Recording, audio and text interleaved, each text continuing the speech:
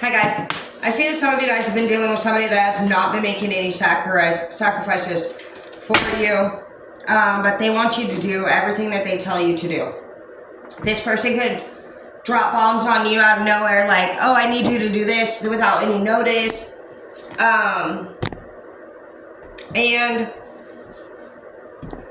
I see that you guys are on completely different spectrums of your outlooks. It's pretty good. Some of you guys are struggling with backaches, your stiff back. A lot of this has to do with the stress that you're under from the person that is putting you in this Eight of Swords energy. The cards are saying to stop doubting yourself. If you do that and you actually were to move past this person and who does not make any sacrifices for you, and you get on your laptop and you actually start looking for a job, you'll end up in a place that you really love to be. Know your worth. Don't be taking offers from people that don't honestly fit your needs. But I do feel like there's an energy here that you may have to take a job that would seem like it wouldn't. It's weird. Okay. So there's going to be a hidden message or a hidden opportunity, basically, like in doing something that doesn't look like it'll really pay off. Like, so you might volunteer somewhere. You might take a job that pays less because you don't have one at all. But there you will meet somebody. This could be the love of your life. This could be a new opportunity. This could be somebody that says, oh, I have a place for you to rent.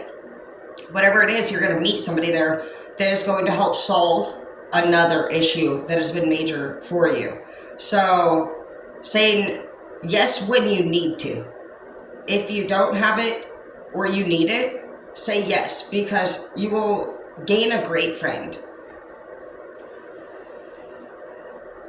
A long term.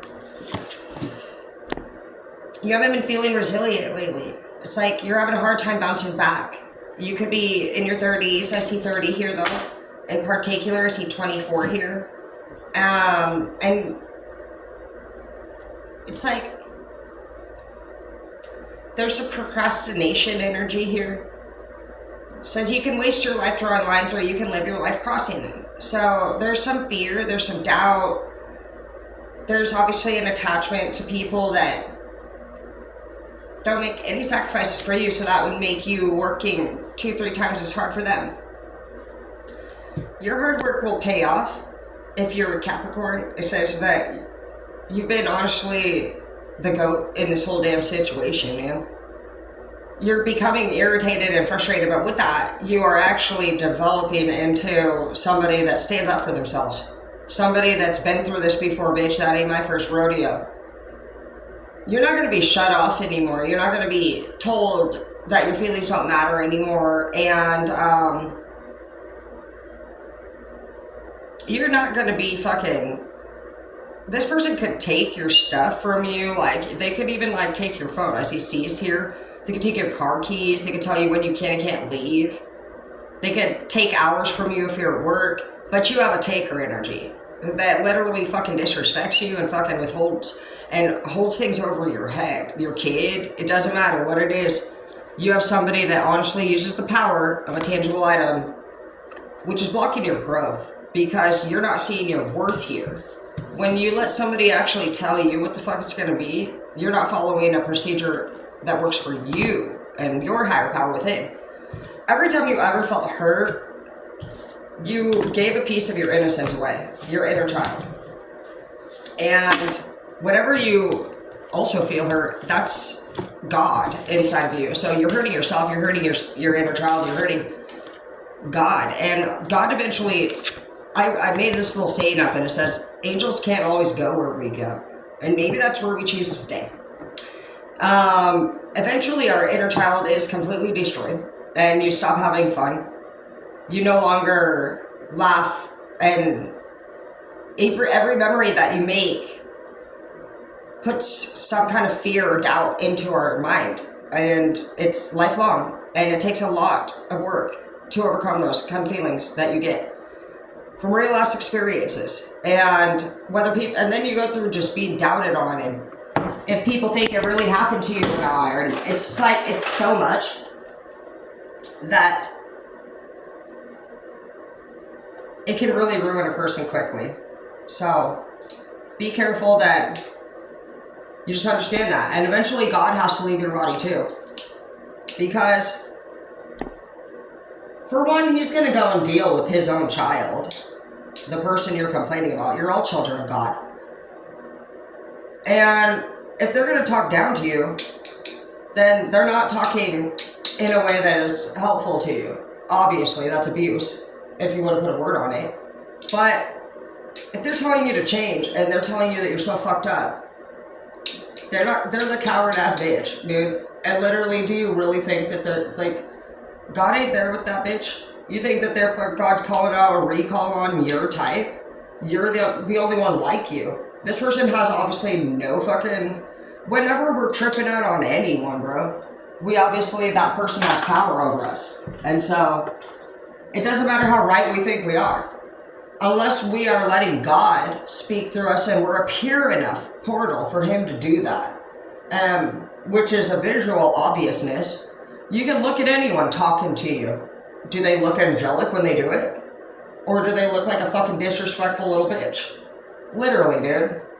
So, if they don't fucking make you feel inspired to change and do what they want, and they actually make you feel halted, icky, hurt, misunderstood, then that's something that needs to be taken a look at from both ends.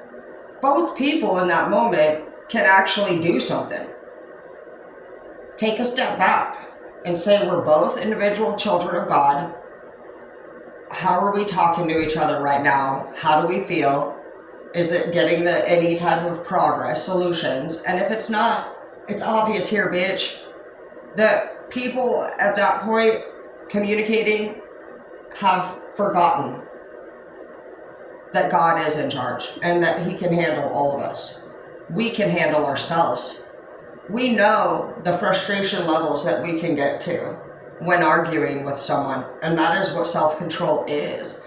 That's what boundaries are. That's what self-respect is. That's what plans of actions are for, so that we have plan B and C available to turn to when two or more in a group have or need a moment to reevaluate their communication styles. Does anybody care about knowing how people best learn? Not everybody learns audio. Maybe they need written format. Maybe they need to be taught hands-on. Maybe they actually could be musical learners, which is, I would have never even known about a musical learner. Musical learners have to have headphones in while they learn. Yeah, my son's one of them.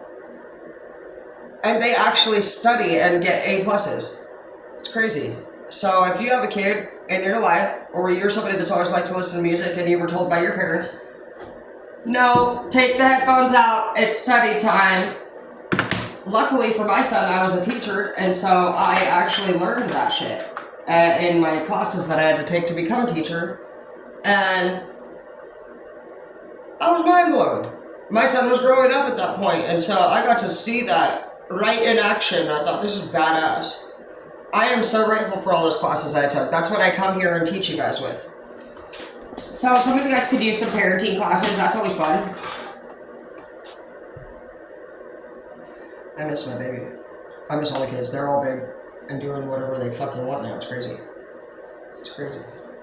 I don't really know who I am anymore.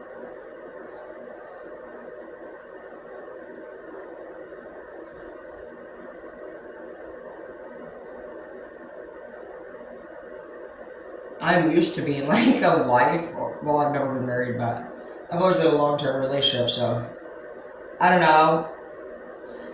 That's what you're gonna end up having to do, sweetheart. Is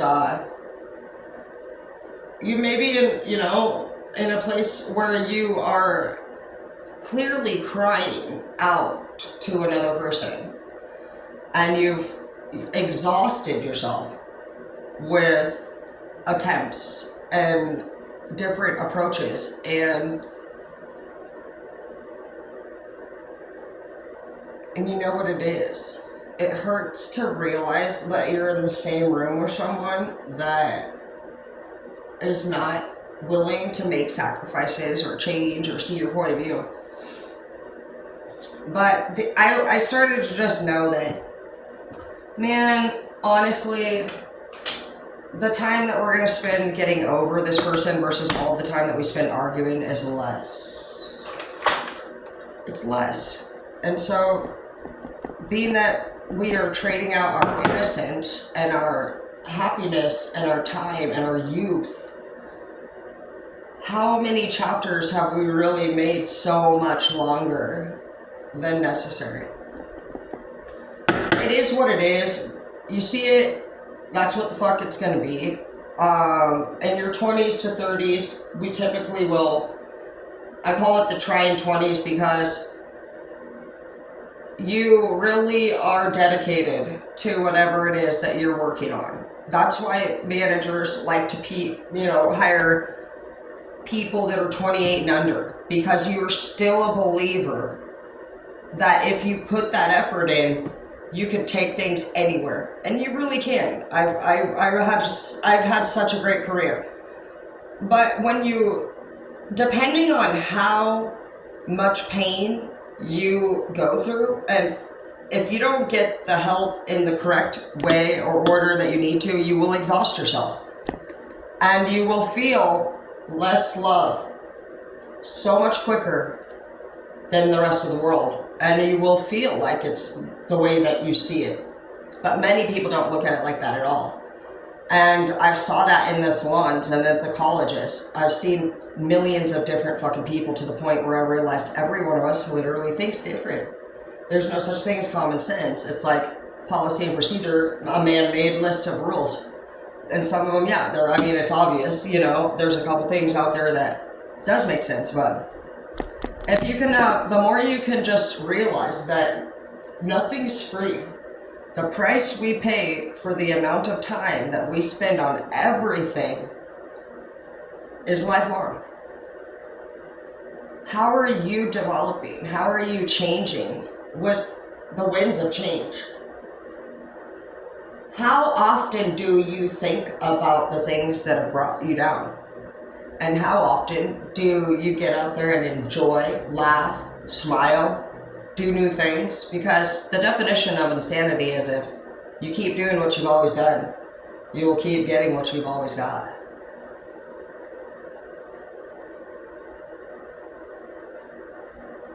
So, how insane are you?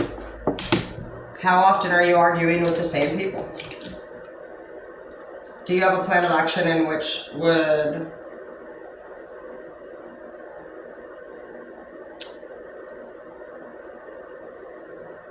work for other people that you've used, that you could help share, maybe with others who are going through a hard time?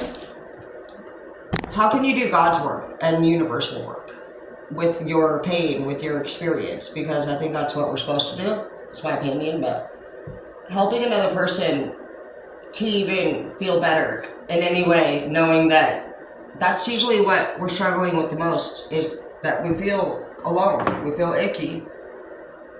I feel like that's what we could do to do God's work, is just remember those days when you were feeling really down. And if you ever see anybody that's going through something like that, help them out. Allow God to be a portal through you, instead of you feeling like you have so much to do. And things will get easier.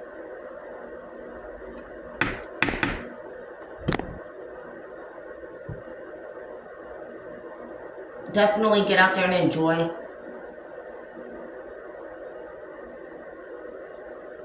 And I know that I say a lot of shit that I don't do, but it does work.